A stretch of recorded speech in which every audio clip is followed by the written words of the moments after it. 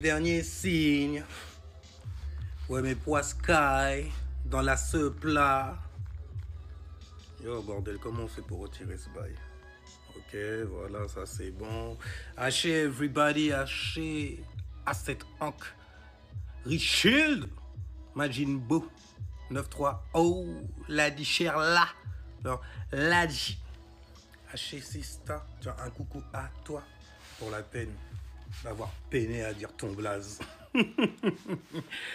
Ah, le dernier signe, le signe donc des poissons. Alors, haché aux ancêtres connus et inconnus jusqu'à l'origine. Bienvenue dans ce dernier épisode de Every Zion 4D, où on a vu en fait les signes de l'astrologie, la vibration, la vibe en fait, ok, expliqué sous 4 angles.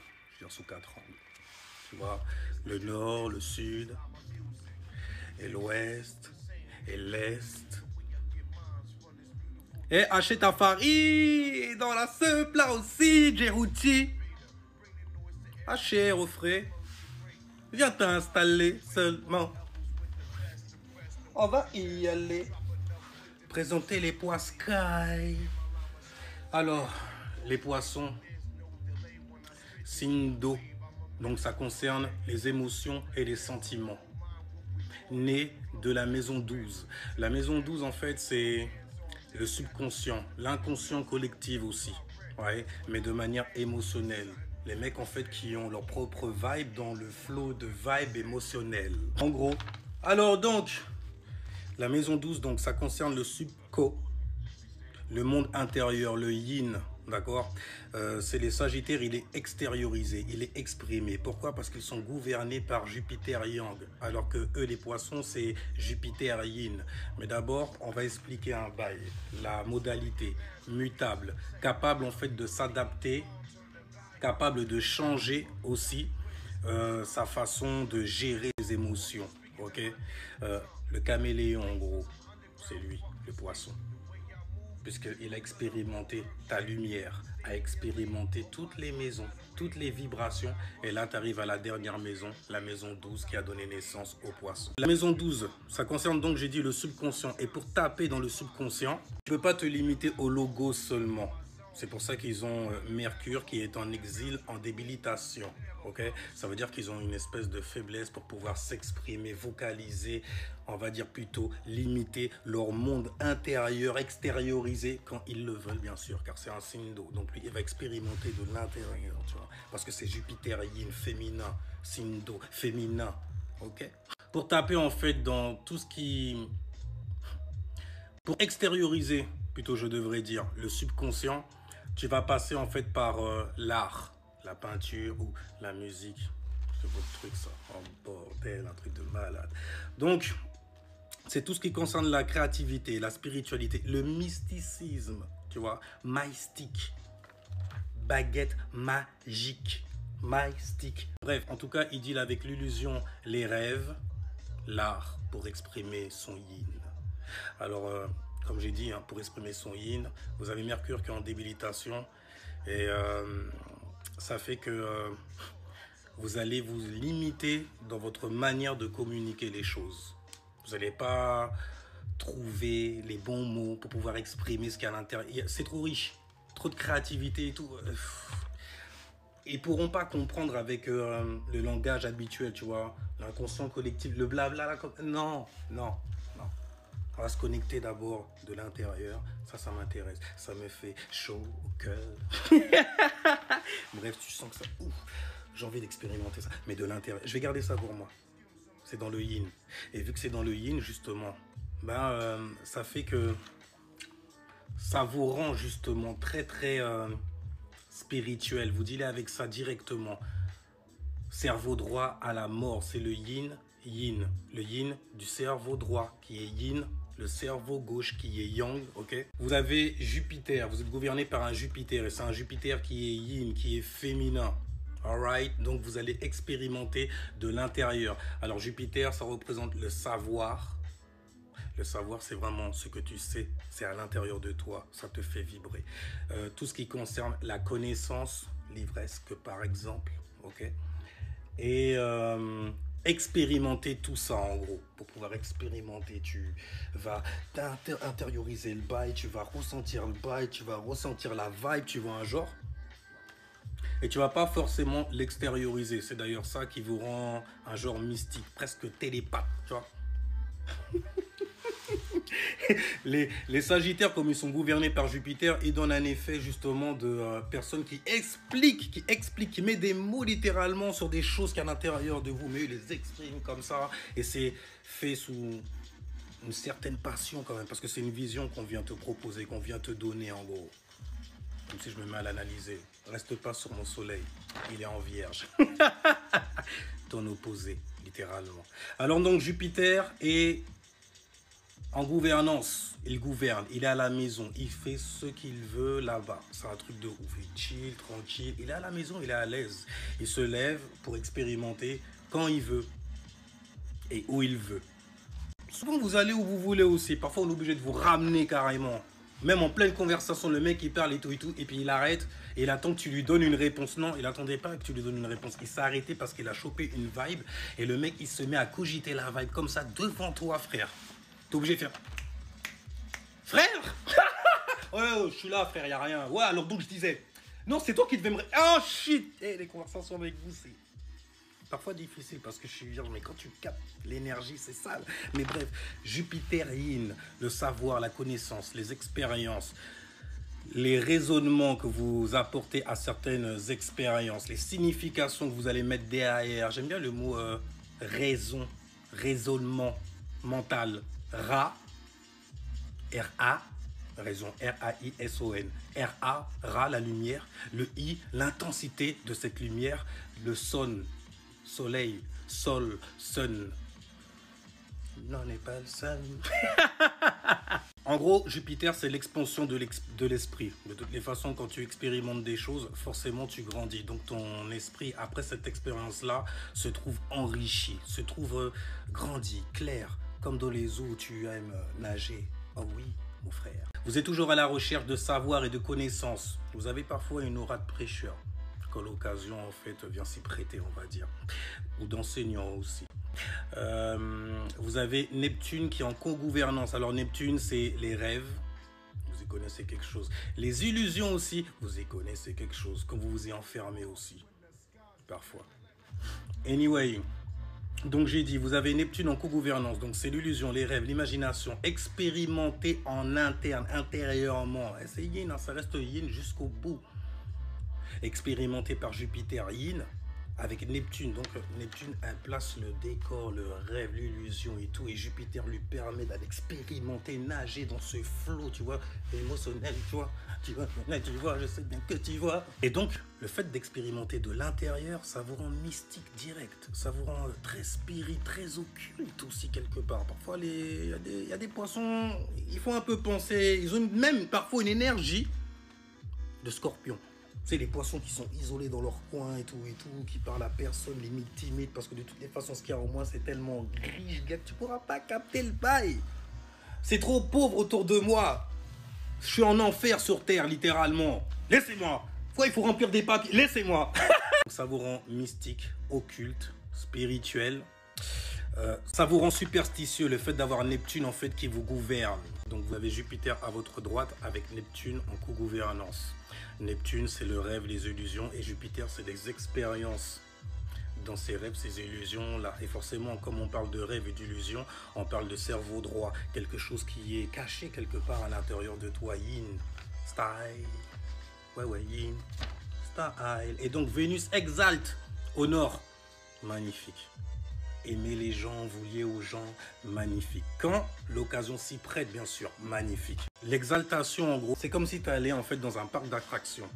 Tu peux pas y aller tous les jours, sinon tu vas te ruiner très très vite. Mais quand tu y vas, c'est le paradise, il y a personne. Tu fais jamais la queue. Ça veut dire il y a grave du monde. Oh, ça me rappelle un épisode de South Park, Cartman Land. Mais vous resterez dehors parce que le mec, il a acheté un parc d'attractions et il y a que lui qui s'amuse dedans. C'est ton parc d'attraction à toi. Bah, tu vois, l'exaltation, c'est un peu ça. Vénus en exaltation. Donc, quand vous avez, en gros, l'opportunité de vous lier aux gens, alors en plus de ça, si c'est un maximum de gens, il y a plein de gens autour de vous, vous connectez à eux émotionnellement, sentimentalement, bordel. C'est un bordel. Quand vous arrivez à vous connecter et que les gens acceptent en fait ce que vous voulez venir donner, parce que Vénus donne, et vous quand vous donnez, vu que c'est en exaltation, vous donnez trop, vous faites couiller un truc de ouf malade, vous mélangez votre aura, vos os à celle des autres, et parfois celle des autres est moins claire que la vôtre, et bah, ce qui arrive, c'est que la vôtre elle commence à noircir un jour, commence à vous faire du souci pour les gens et tout. La merde que vous attirez, que vous manifestez. Magnifique, magnifique. À la place des gens même parfois. Ça fait un peu sacrifice style. Jesus Christ. J'aime communier avec les gens. Oh, le pain, le vin, tu vois. J'aime communier avec le... Faire en sorte que ça puisse se transformer. Il faut qu'il y ait un peu d'humidité pour ça, tu vois. Descendez pas trop, hein. Ça vous transforme en scorpion très rapidement. Bref. Vénus exalte, c'est l'amour, les compromis, la modération aussi. Parce que forcément, vous, quand vous aimez quelque chose, vous l'aimez parfois trop et ça peut vous détruire. Et donc Vénus nous apprend à aimer, à nous lier, mais aussi à faire des compromis, donc à nous modérer sur nous-mêmes, avec les autres, etc. Et vous, comme ça, exalte la modération. J'ai pas une petite boisson autour de moi? Non. Bordel. Enfin bref, vous captez le bail, la fumette et tout ça. Vous captez le bail et vous c'est très dur parce que c'est Neptune style. Donc les bails qui peuvent vous faire taper dans l'illusion. Je n'en ai rien à battre de ce monde-là. La Terre est en exaltation chez les Vierges, vos opposés. D'accord? Et donc ça veut dire que chez vous, puisque chez nous elle est au nord, eh ben chez vous elle est au sud. Vous êtes notre opposé. Et ça veut dire que les choses d'ordre terrestre, c'est mort. Faire des papiers, c'est mort. Oh, c'est un truc de malade. Ça veut dire que analyser les choses, voir, prendre son temps même pour travailler sur certaines choses, travailler, la maison du travail, la sixième maison, la Vierge, le travail, le quotidien et la santé, tout ça là, zéro. Zéro. En plus, la santé, laisse-moi me kicker ma santé, tu vois, laisse-moi niquer mes poumons, tu vois, mon foie aussi, pourquoi pas. Bref, la réalité des choses, zéro. La praticabilité, parce que la réalité, c'est plutôt Saturne.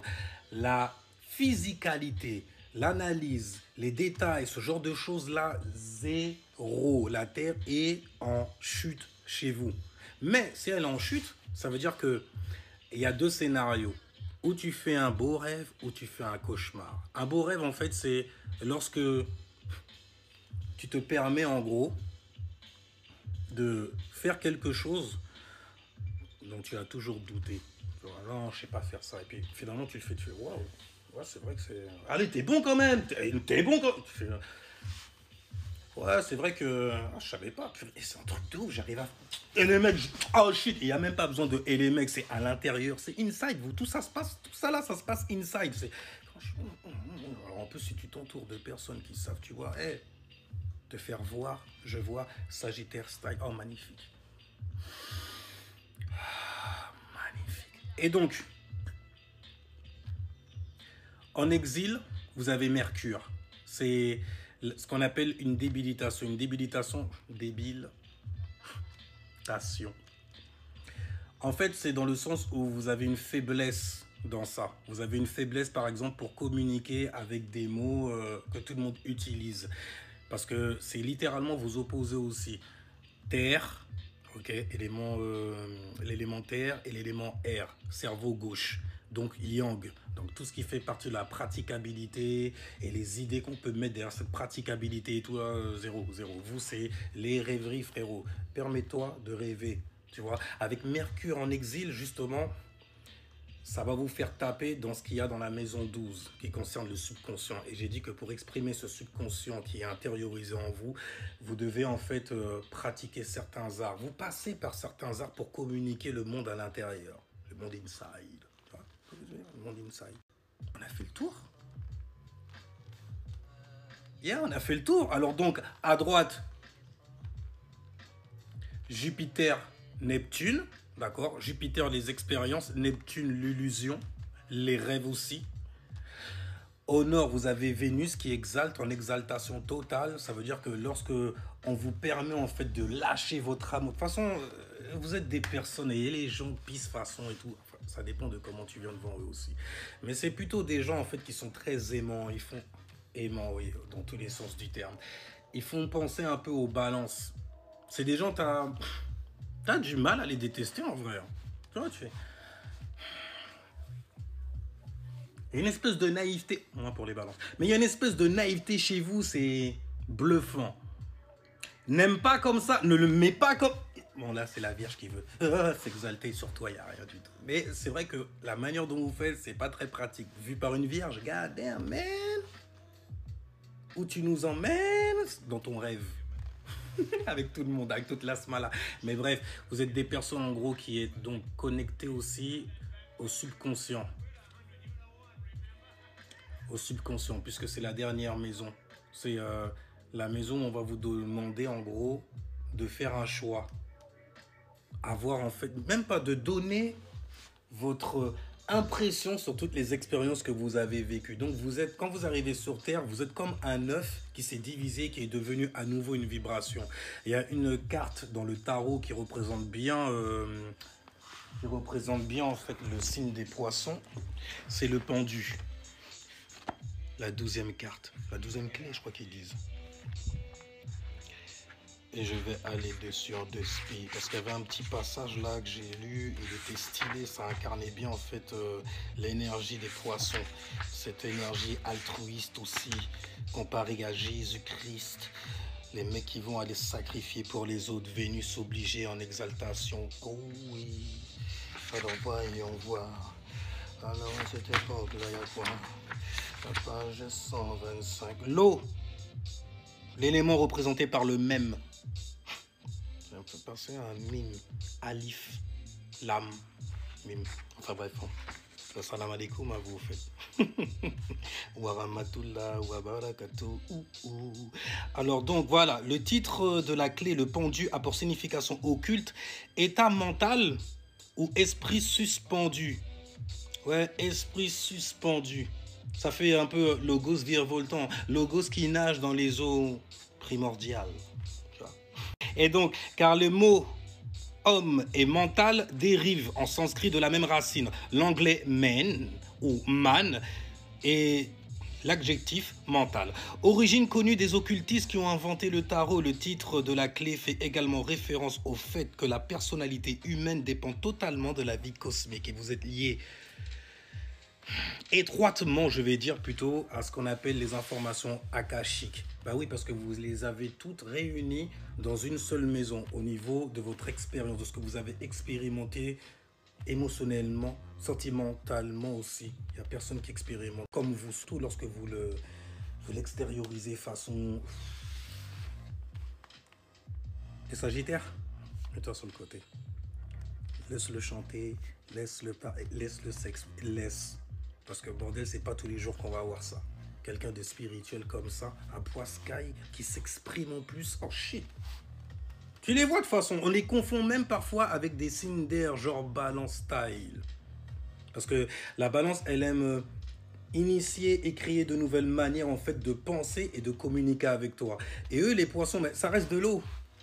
C'est mutable en plus. Il y a peut-être des bulles dedans. Tu vois ce que je veux dire? C'est pétillant. Et justement, donc je parlais de sextile avec les Capricornes et avec les Taureaux. Bon, je ne vais pas aller là-dessus de toutes les façons. Je pense que j'ai déjà mis le bail dans un carré. On parlait des poiscailles. Alors, un dernier bail. À chaque fois, en fait, que ta lumière change dans une autre maison, prend une autre vibration, elle est toujours influencée justement par le yin qu'elle quitte. Parce qu'au début, quand elle le voit, c'est le yang, elle rentre dedans, elle expérimente et ensuite elle fait sa transition avec ces informations-là, informations akashiques. Et justement, dans ces informations-là, il y a de l'eau, hein. Il y a de l'eau, mais il y a de l'air. Parce que la maison d'où tu es sorti, c'était les Verseaux, signe d'air fixe. Fixé sur sa propre manière de communiquer et de penser. Et de penser, attention, de penser à ce qui est lié à la Terre. Parce que ce sont des gens, ils sont quand même scientifiques, ils sont très terre à terre.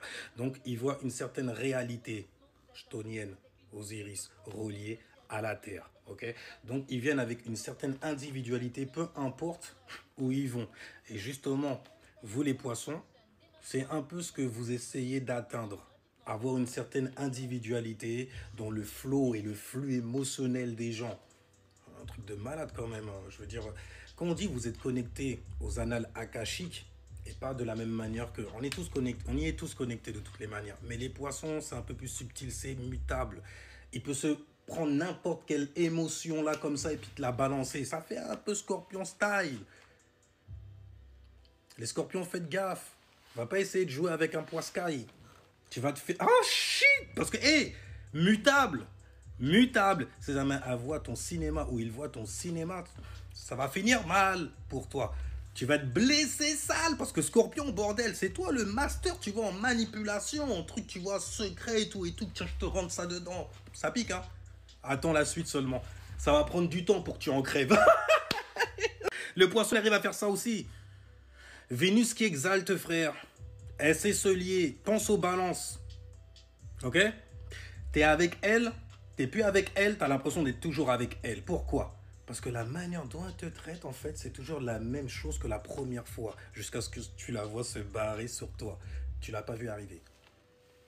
Ça, c'est les gens aussi qui ont Vénus en signe d'air. Tu l'as pas vu arriver. En exil, Mercure. Et c'est justement Mercure est en exil chez vous. Et en exil salement, hein, parce que chez la Vierge, elle gouverne. Et comme la Vierge, en fait, a la Terre qui exalte, ah ben, ça fait Mercure, tu vois, prendre un coup, un cran plus un style. Tu vois? Donc ça exalte aussi sur les choses terrestres. Là où il faut prendre son temps, donc travailler sur certaines choses, etc. afin de voir le fruit. Tu vois ce que je veux dire? Voir, mais ça prend du temps, parce que c'est un signe de terre. La terre, tu vois, c'est la physicalité, ça prend du temps, tout le temps à arriver à maturation, à être présenté, etc. Ah oui, encore un bail. Je disais, en fait, on confond les poissons avec les balances. Parce que vu qu'il y a Jupiter, ils ont toujours envie d'expérimenter, d'apprendre, de connaître, de savoir certaines choses pour pouvoir expliquer leur monde intérieur, qui va les aider d'ailleurs à expliquer, à enrichir même plus leur monde intérieur. Bordel, quand ils le sortent, c'est... Moi, je suis obligé de le travailler, tu vois, parce que chez moi, c'est la Terre qui exalte. Vous, c'est nature. Merci mon ascendant Sagé. Mais vous, c'est nature quand... Oh, shit, dans le deux.